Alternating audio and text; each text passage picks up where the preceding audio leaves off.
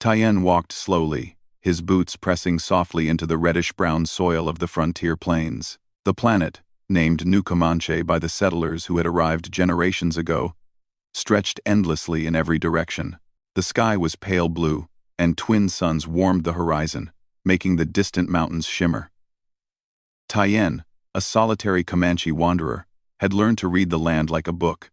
Every ridge, every dried riverbed, every strange metal outcropping told him something about the world and the humans who had tried to live on it. Tien was not a man who sought company. Most people in the colonies were busy building, fighting, or arguing. He preferred quiet. He preferred walking alone. The towns he passed were often small and noisy, filled with humans who worried about supplies, governance, or gossip. But Tien had a different task. He kept watch over the forgotten spaces, the abandoned fences, the old power grids, and the silent machinery left behind by humans who had moved on or failed. Some called him strange. Tien only smiled and kept walking. The morning had started like any other. Tien had packed his bag with water, dried food, and his old scanning tools.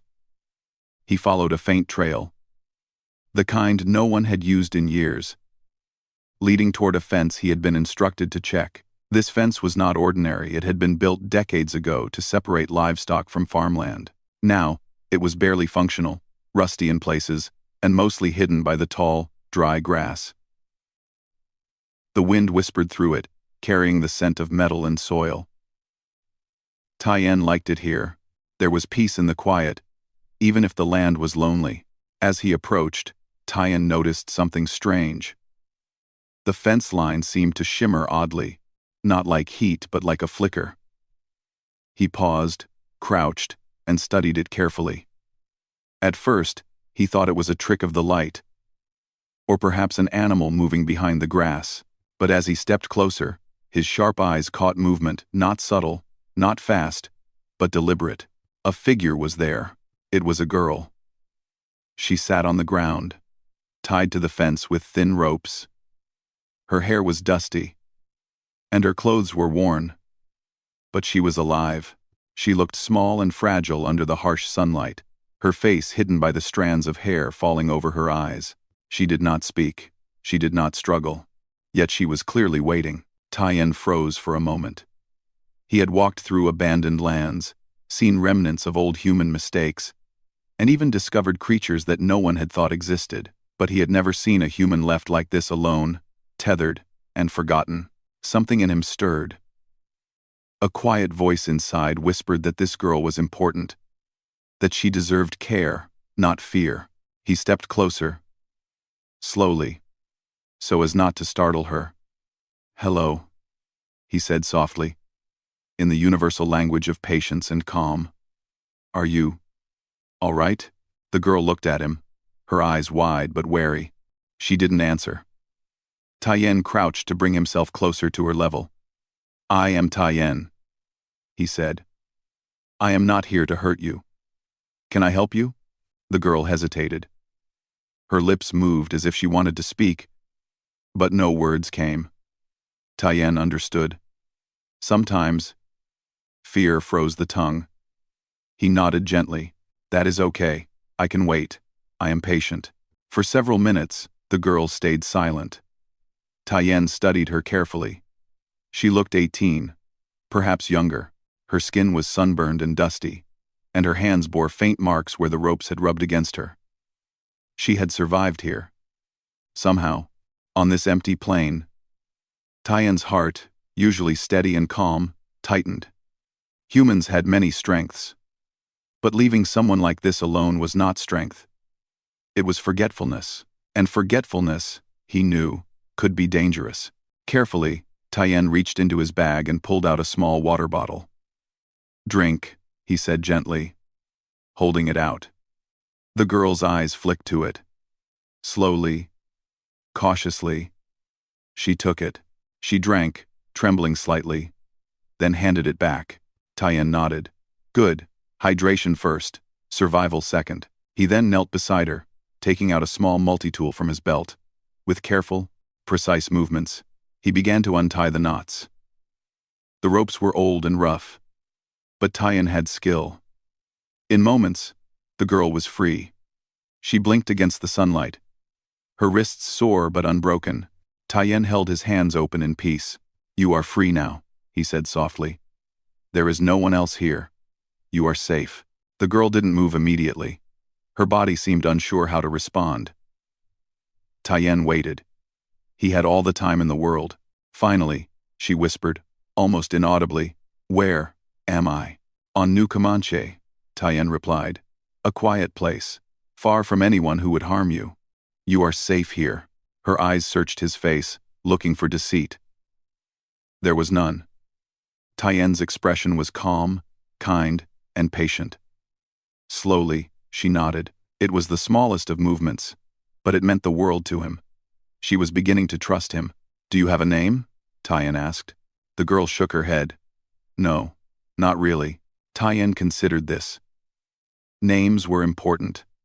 Names gave humans identity, a sense of belonging. "Then," he said carefully, "we can choose one together. A name is a beginning. A beginning is important." She stared at him, unsure. I don't know how to choose." "That is okay," Tien said. "We can wait." Names come slowly, like the sunrise.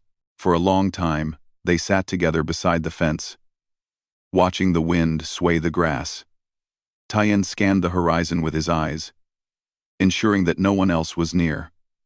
There was silence, but it was not empty. It was the kind of quiet that lets a person breathe again, the quiet that builds trust. Finally, Tien spoke again. "I will take you to my home. You will not have to stay here alone. There, you can rest. You can eat. You can choose a name when you are ready. Do you want that?" The girl's lips trembled. Slowly, she nodded. Tien smiled, a rare gesture he allowed himself only in moments like this. "Good. We will walk together. Carefully. One step at a time." They stood. Tien offered his hand, not as a command, but as support. Hesitantly, the girl took it. Her fingers were small and cold, but her grip was firm enough to hold on. Tien felt a quiet pride. Humans were fragile, yes, but they were also strong in ways machines could never measure. They could trust, they could heal, and they could grow. As they began to walk toward the distant mountains, Tien explained the land around them. He told her about the rivers, the plants, the safe paths, and the places where wild animals roamed. His voice was calm, steady, and careful. The girl listened, slowly absorbing everything. Tien noticed her eyes, once wary, now glancing around with curiosity. Hours passed. The suns moved across the sky. The girl's steps grew steadier.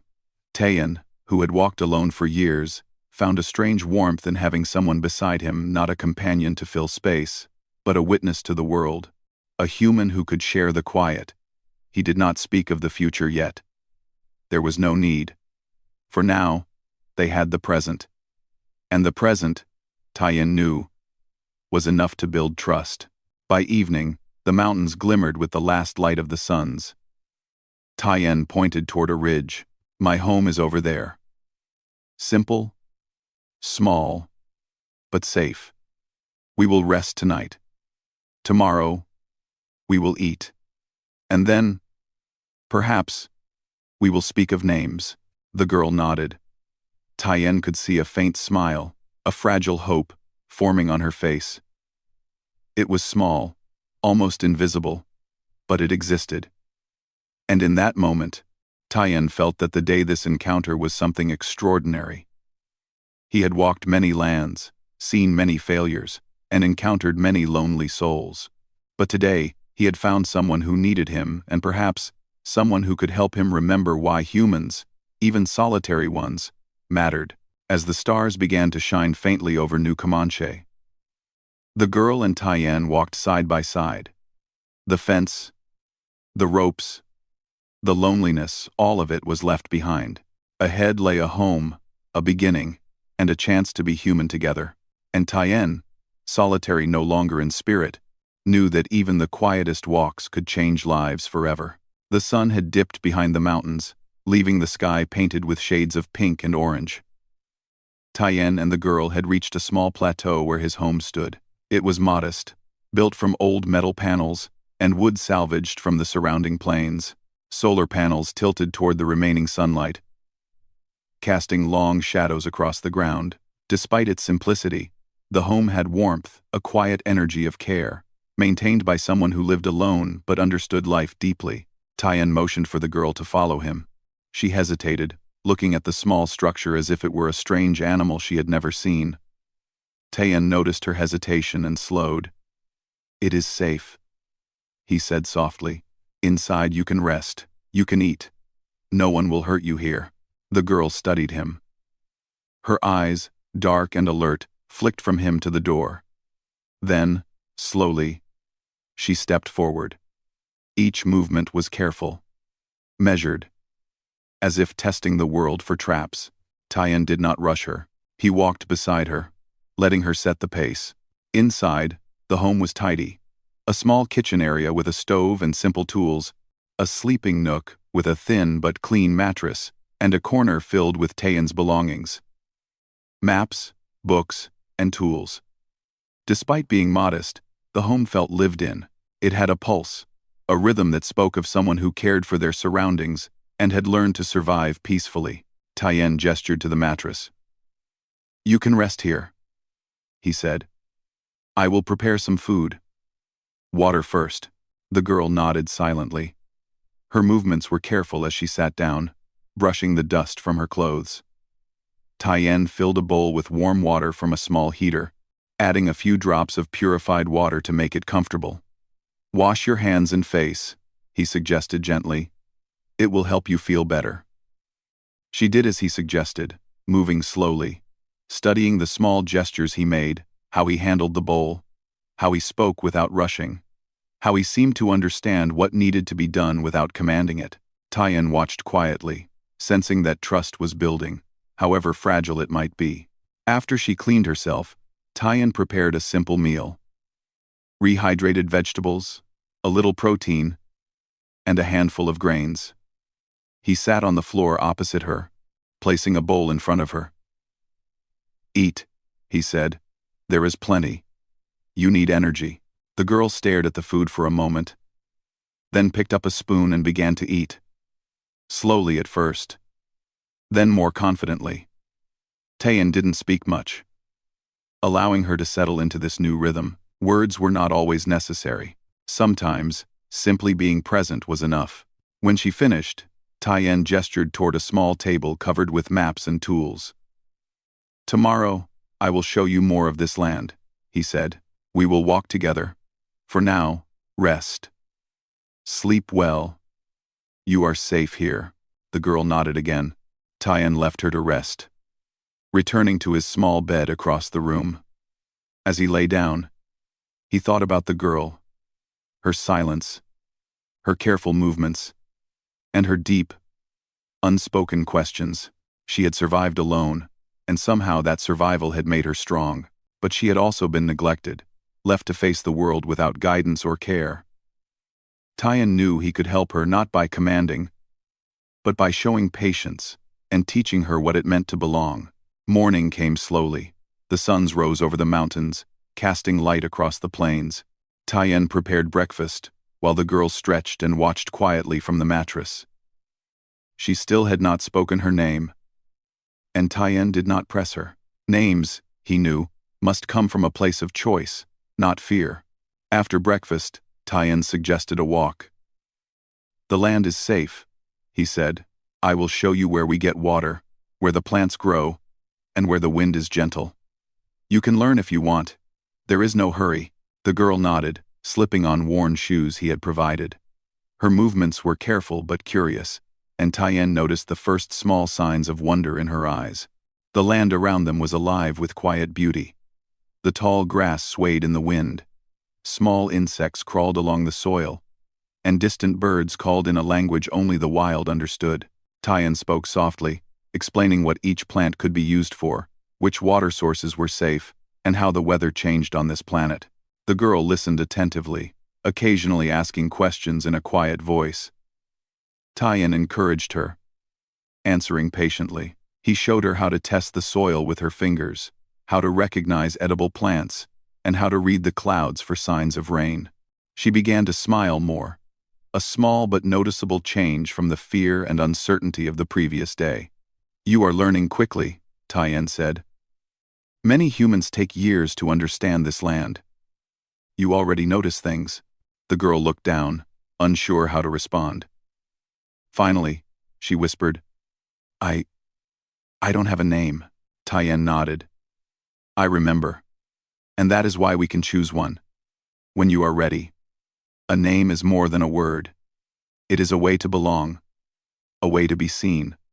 We will choose together. You will decide." The girl thought about it, frowning slightly. "I don't know what I want." "That is fine," Tyen said. "No one chooses immediately. Names come slowly, like rivers. They flow until the meaning is clear." The rest of the morning passed in silence, filled with observation and learning. Tyen showed her how to repair a small water pump, how to prepare simple meals, and how to gather firewood safely. The girl mimicked his movements, careful but increasingly confident. Tyen noticed her confidence growing with each step, each gesture. By midday, the suns were high, and the heat pressed down on the plains. Tyen suggested a rest. They sat in the shade of the house, drinking water and watching the grass ripple in the wind. Tyen shared small stories of the planet. How humans had come long ago. How they had built settlements. And how the land had always changed, regardless of human presence. "You see," Tyen said, "humans leave many things behind. Some good, some not so good. But the land remains. It teaches us patience.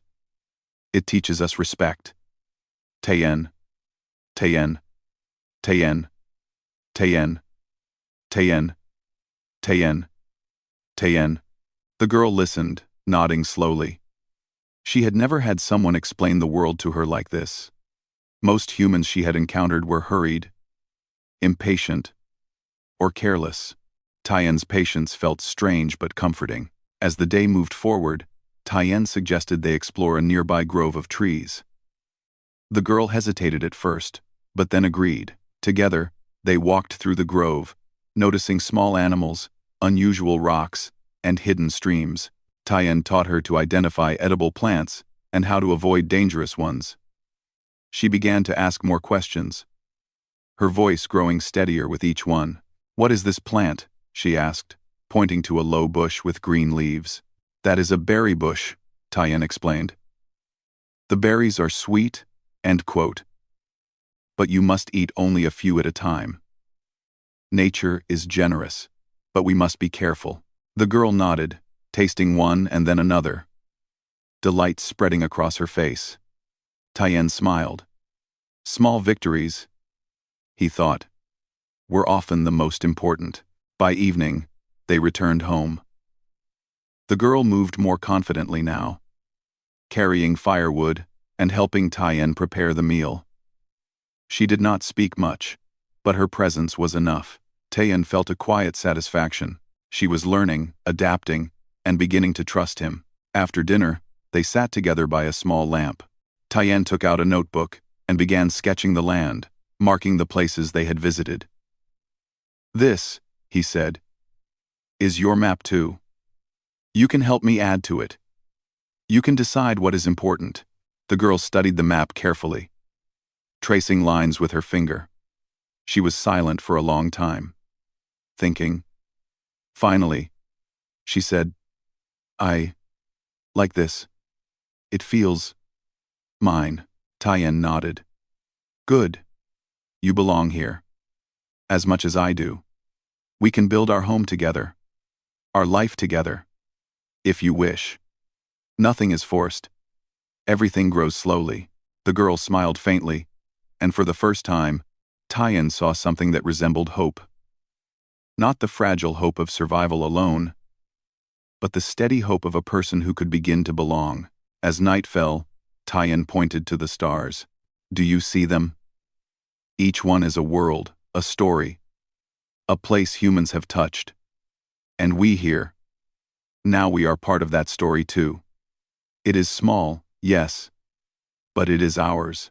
The girl looked up, eyes wide. She had never considered herself part of anything before.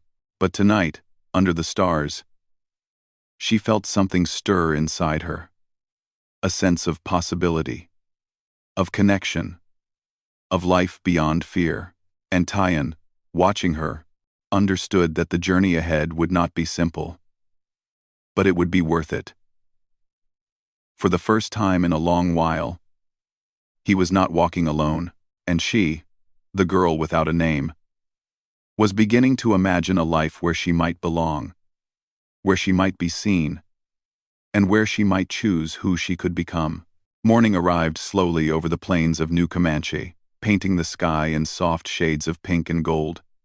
The girl, still unnamed, woke to the gentle hum of the small solar panels on Tyen's home. She had slept better than she had in years, a deep and quiet sleep that came from safety and care. For the first time, she felt a little of the peace that Tyen carried with him wherever he walked. Tyen was already awake, sitting cross-legged on the floor, preparing a small breakfast. He hummed softly, moving with calm precision. The girl watched him, curiosity in her eyes, and then quietly rose to help. She carried water from the small storage container, careful not to spill a drop, and set it beside him. Tyen smiled gently at her. "You are learning fast," he said. "Even the smallest gestures matter. Water, food, care, they keep us alive. And they keep our minds calm." The girl nodded, unsure of what to say. Words were still new to her, still awkward in her mouth. Tyen did not rush her. He had learned long ago that patience was a teacher stronger than any force. After breakfast, Tyen suggested a walk to the nearby grove. The girl hesitated, glancing at the distant trees. "Do you want to?" Tyen asked softly. "I think so," she replied, her voice low but steady. Together, they walked through the tall grass. Tyen pointed out small animals, hidden streams, and plants with unusual colors. The girl listened, absorbing every word, every detail. Her hands brushed the grass lightly, as if discovering a new world. Tyen smiled quietly. She was curious now, not just cautious. Curiosity was the beginning of learning, and learning was the beginning of growth. After some time, they reached a shaded clearing in the grove. Tyen sat on a fallen log and gestured for the girl to join him. "Today," he said, "we will do something important. You have no name yet. That is not a problem. But a name is not just a word. It is a way to say, 'I exist. I belong.' Names give people roots, like trees in the soil." The girl looked down at her hands. She had never thought about her existence in that way. She had survived without a name, without anyone to tell her who she was. And yet, somehow, hearing Tyen's words, she realized she wanted a name. Not just any name, but a name that could belong to her. Tyen continued softly. "A name can be anything you choose. It can mean something you like. It can be a sound that feels right. It can be a word that grows inside you, slowly, until it feels like your own." The girl thought about it. She considered the trees, the wind, the small animals they had seen. She thought about the sun and the land that stretched endlessly before her. Slowly, a word came to her mind. She whispered it, almost to herself. "Asha." Tyen looked at her. "Asha," he repeated. "Do you know what it means?" "I think it means hope," she said softly. "I read it once, in a book that was left behind." Tyen nodded. "Then Asha it shall be. You are Asha now.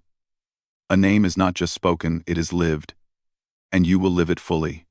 Asha smiled faintly, the first genuine smile Tyen had seen from her. It was small, but it carried something deeper than happiness. It carried relief, recognition, and the quiet joy of belonging. They stayed in the grove for a while, letting the name settle in. Tyen showed her how to trace shapes in the dirt. how to write letters and words carefully with sticks. Asha practiced writing her new name, feeling its weight and meaning with each stroke. Asha, she whispered again, smiling as the letters formed beneath her fingers. It is mine. Tayen watched her, his heart quietly warmed. He had known many humans in his life, some who built empires, some who failed spectacularly, but none had touched him like this. Asha's courage, her willingness to trust, and her gentle curiosity reminded him of why humans endured. They adapted, they learned, they grew. Even in loneliness, they could find connection. After their lessons in the grove, they returned home. Tayen had a small surprise for her. He opened a cupboard filled with old tools, fabrics, and simple decorations he had collected over the years. You will need something to call your own, he said. A space where you can feel comfortable and safe. You may choose. Asha's eyes widened as she examined the items. She picked a small woven mat, soft and colorful. Then she chose a simple wooden box, just large enough to hold small treasures. Tayen smiled. Good choices. These will be your things. You may keep them here, and you may add to them as you wish.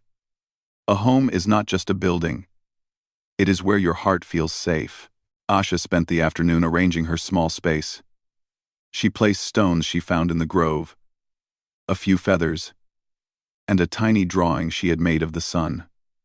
Tayen watched quietly, letting her create. Each item, each careful placement, was a step toward understanding who she was and who she could become. When evening came, Tayen suggested they cook together. He showed her how to mix simple ingredients, how to stir gently over the small stove, and how to taste without hurry. Asha laughed softly when a bit of sauce spilled on her hand. Tayen chuckled too, the sound warm and steady. It was a rare sound in the frontier, a reminder that life could still hold joy even in the smallest moments. After dinner, they sat together by the lamp. Tayen pulled out a small notebook filled with his sketches and notes about the land. You are learning fast, he said, but there is more to know than just surviving. There is also understanding, observing, and remembering. The land teaches patience, but people teach meaning. Asha looked at him, curious. Meaning? She asked. Yes, Tayen said. Every action we take, every choice, creates meaning. Even the smallest things, helping someone, choosing a name, keeping something safe. These are the things that matter most. Humans endure because we create meaning, even when the world seems empty. Asha thought about this. For the first time, she realized that her life could have purpose beyond survival. She could learn, she could belong, and she could choose her path.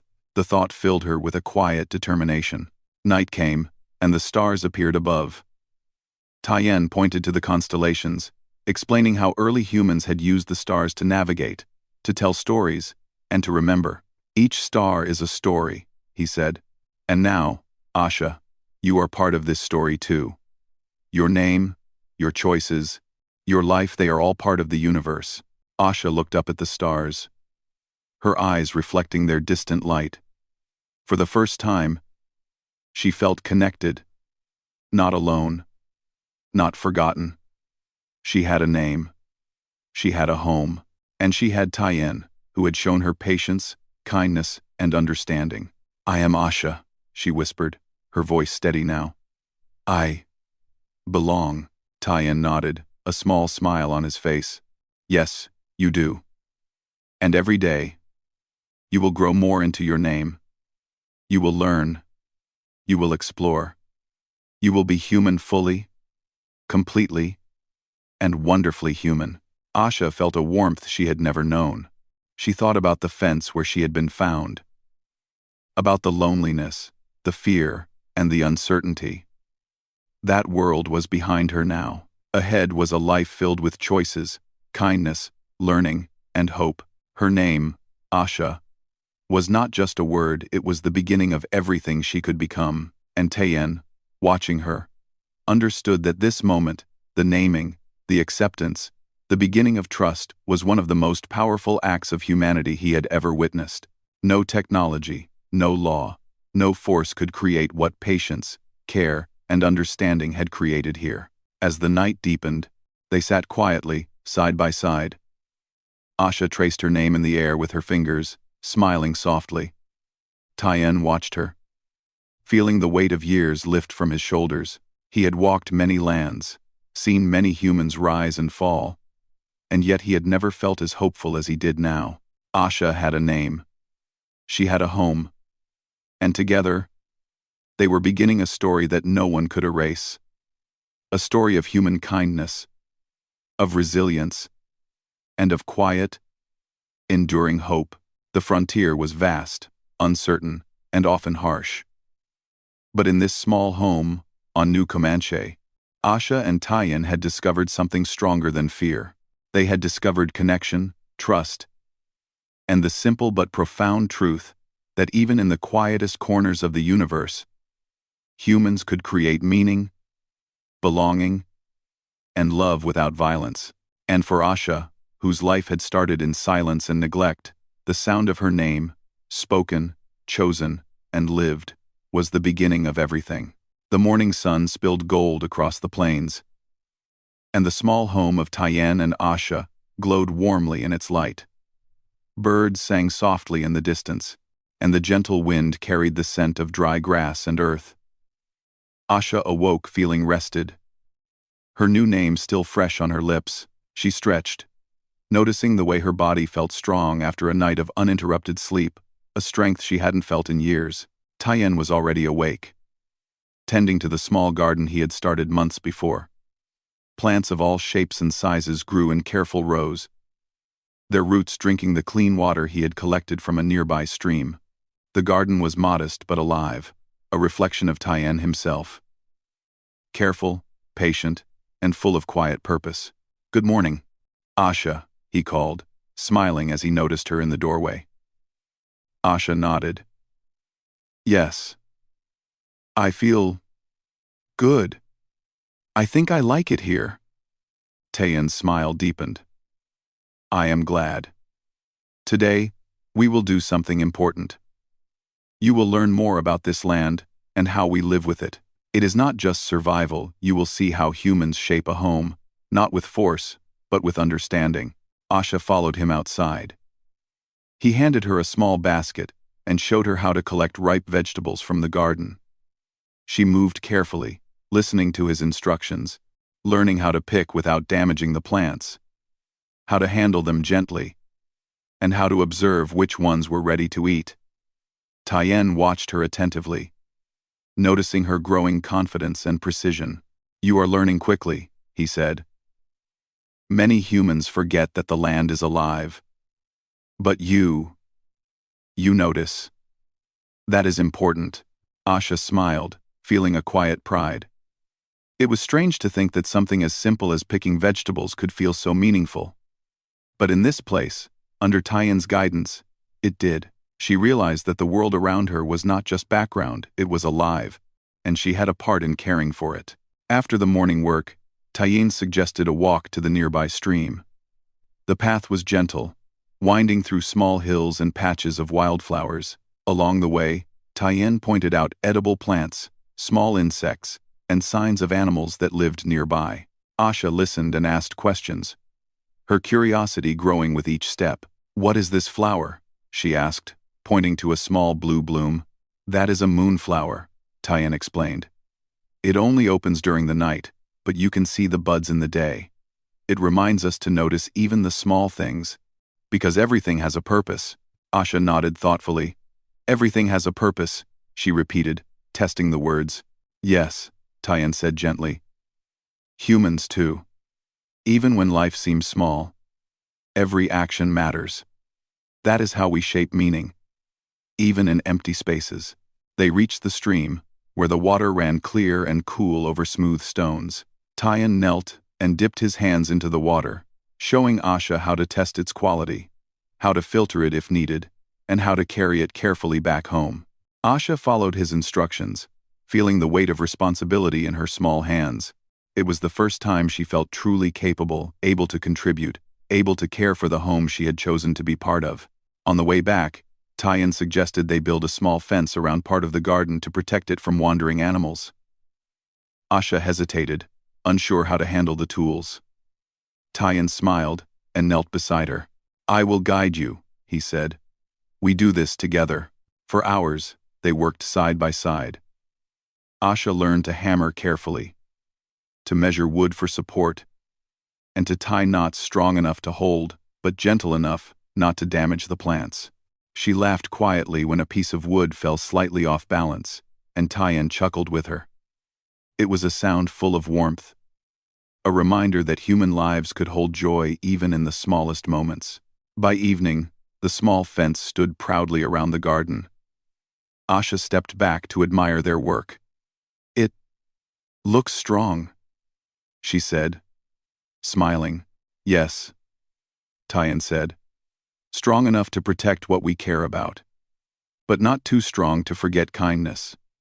A home is like that, firm where it needs to be, gentle where it matters most." Afterward, they returned inside. Tyan prepared a simple dinner, and Asha helped by washing vegetables and stirring the pot. The meal was humble but nourishing, flavored by care rather than spices or complexity. As they ate, Asha felt a deep sense of belonging. She had a name, a home, and now a role in shaping both. When dinner was finished, Tyan suggested they sit outside under the stars. The plains stretched endlessly, the twin suns now replaced by a sky full of twinkling lights. Tyan pointed to familiar constellations and shared stories of the humans who had come before, of explorers, settlers, and those who had learned to survive in harsh places. "These stories," he said, "remind us that humans endure, not through violence or control, but through patience, care, and understanding. That is why we last." Asha listened closely. She thought about her own life, the loneliness, the fear, the uncertainty, and now she realized that endurance was not just survival. It was learning, growing, and belonging. Her heart felt lighter, her mind more curious, and her spirit quietly strong. "Will I ever be able to do things on my own?" she asked softly. Tyan nodded. "Yes, you already are learning. You have a name, you have a home, you have your mind and your hands. All that remains is to keep practicing, observing, and choosing. You are capable. You already are." Asha smiled faintly. It was strange to feel capable after so long without direction, without guidance. The idea that she could contribute, learn, and belong was both new and comforting. Night deepened, and a soft wind rustled the grasses outside. Tyan and Asha remained under the stars, speaking quietly of small plans for the next day. Collecting more water, tending to the garden, and perhaps exploring further across the plains. Asha began to understand that life did not have to be frightening or lonely. It could be careful, steady, and filled with small but meaningful accomplishments. Before going to sleep, Tyan gave Asha a small notebook. "This is yours," he said. "You can write, draw, or record anything you wish. A home is not only the space we live in, it is the space we make for our thoughts, our ideas, and our dreams." Asha held the notebook close, feeling a warmth she had never known. She had something to call her own, a space for her mind and her imagination. For the first time, she felt the possibility of a future not dictated by fear, but guided by choice, care, and patience. As she drifted to sleep, she thought about the fence where she had been found, about the days she had spent alone, and about the strange, quiet man who had taken her in. That man, Tyan, had given her more than a home. He had given her a sense of self, a place in the world, and the beginning of hope. And Tyan, lying on his bed across the room, felt the weight of responsibility ease from his shoulders. He had planned little, prepared little, yet the home they had created together was more than he had imagined. It was alive with trust, care, and human kindness. The frontier was still vast and uncertain, but for the first time, it felt like a place where connection, understanding, and hope could thrive. Tomorrow, they would continue learning, exploring, and growing.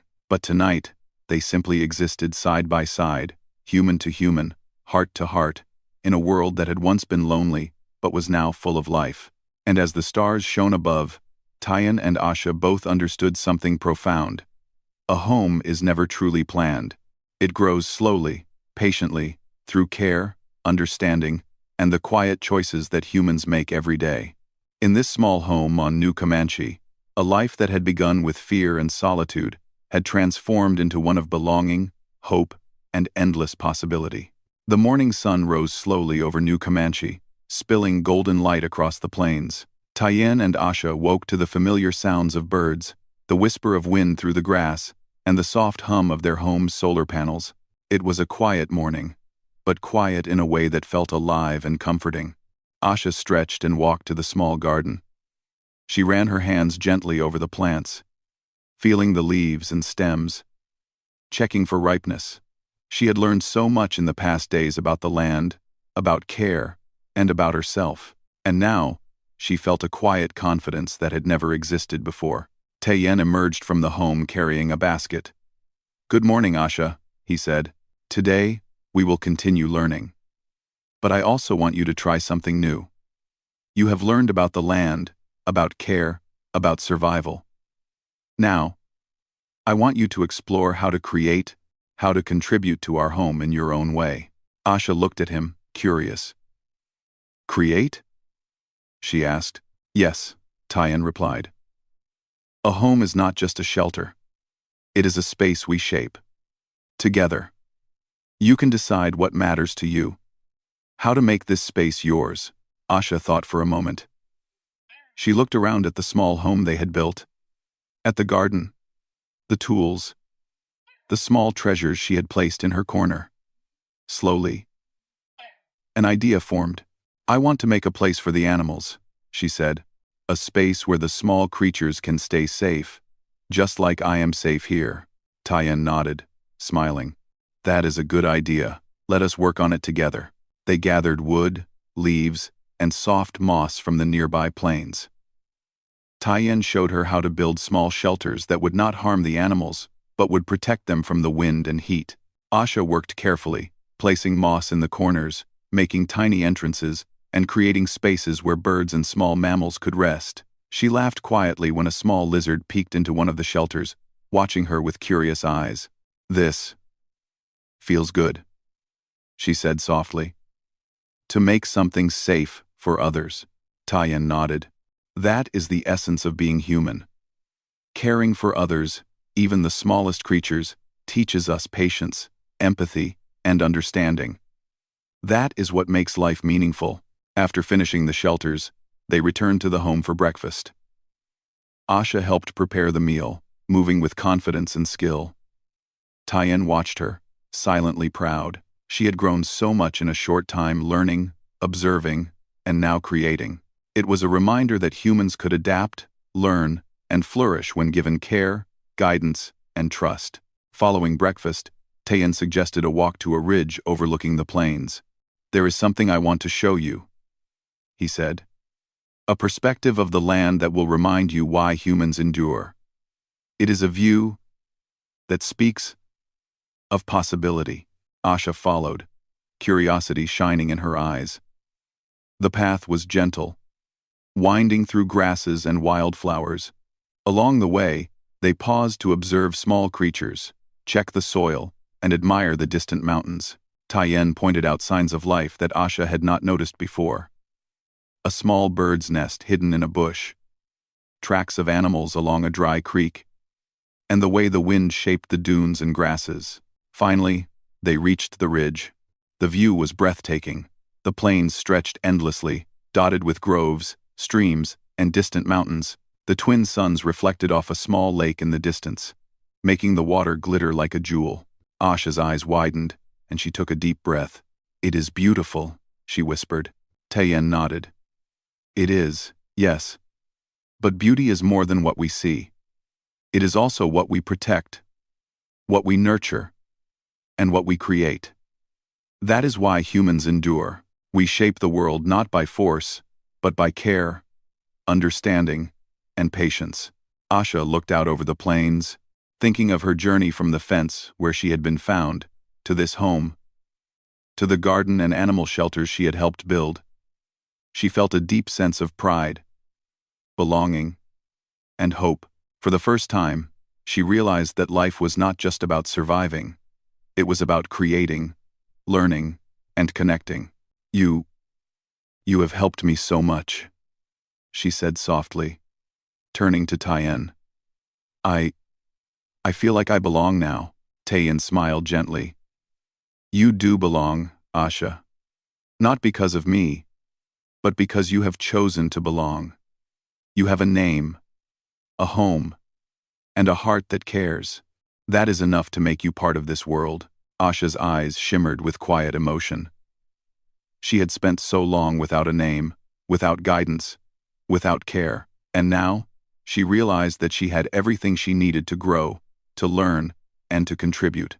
As they began to walk back to the home, Tien suggested another activity. I want to show you how to document what we learn, he said.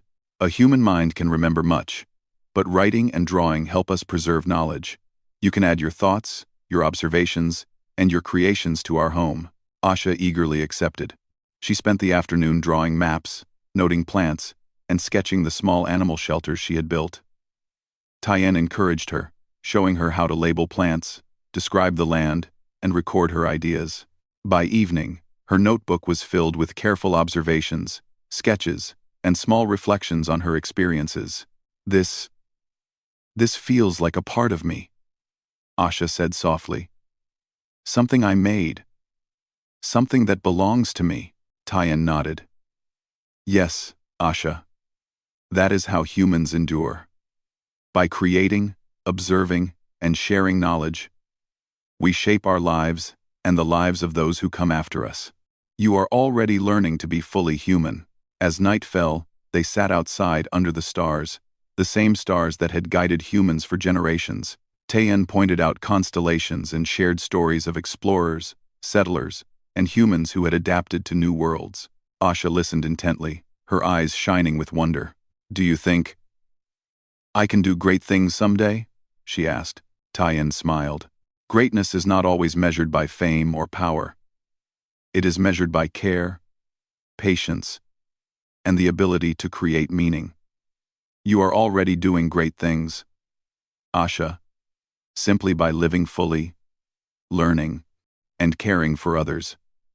That is what matters most. Asha nodded, feeling a quiet pride and joy.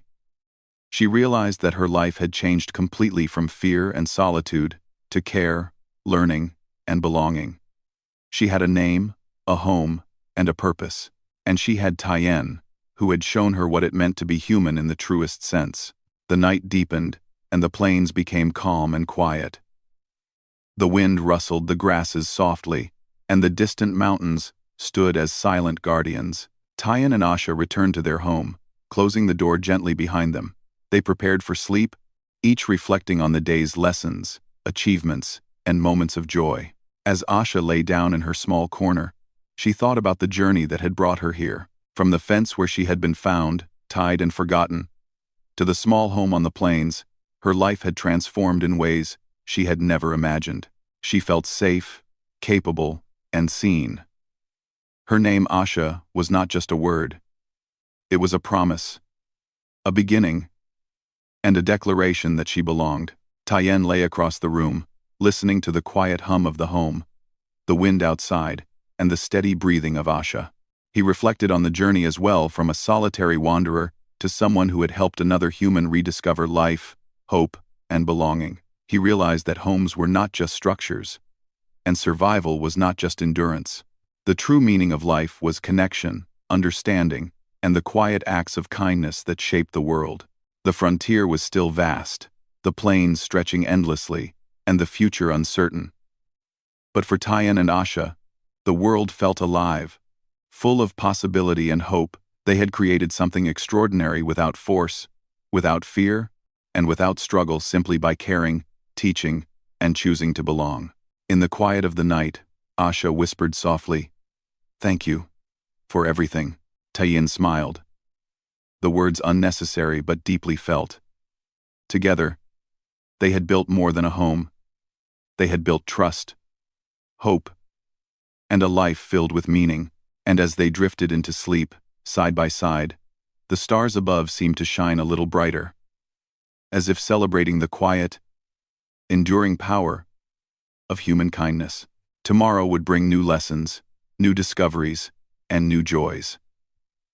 But tonight, they rested not alone, not lost, but together. Asha had a name, she had a home, and together, they had learned the most important lesson of all, that life could be built with care, patience, and love, even in the vastest, quietest corners of the universe. And in that knowledge, both Tyen and Asha found peace, belonging, and a hope that would guide them for all the days to come.